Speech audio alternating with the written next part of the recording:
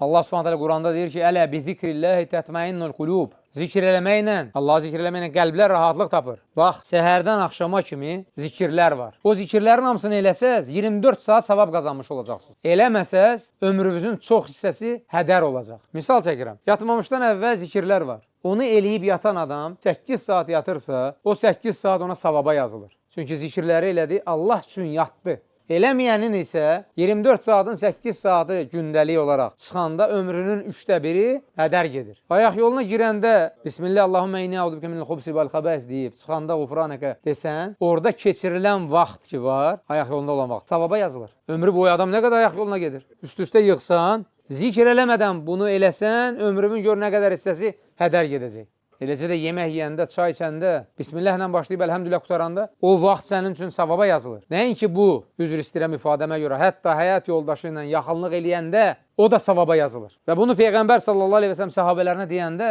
onlar təəccüblə deyir, ya Rasulullah, bir adam öz şəhvəti üçün bunu eləyir, savab qazanır. Cavaba baxın, deyir, məyər haram yolla onu eləyəndə, yəni zina eləyəndə günah qazanmır? Deyirlər, bəli. Halalı ilə eləyəndə də savab qazanır. Fikir verirsinizmi? İslam dininin gör nə dərəcədə mərhəmətli din olduğunu göstərir bu. Zikir səni 24 saat savab qazanmağa, özdə dilini tərbədirsən, burada əziyyət çəkmirsən. Fiziki güc lazım deyil, maddiyyat getmir, bir dənə dil tərpənir. Lakin dil tərpətmək asan da olsa da hər adama bu nəsib olmur.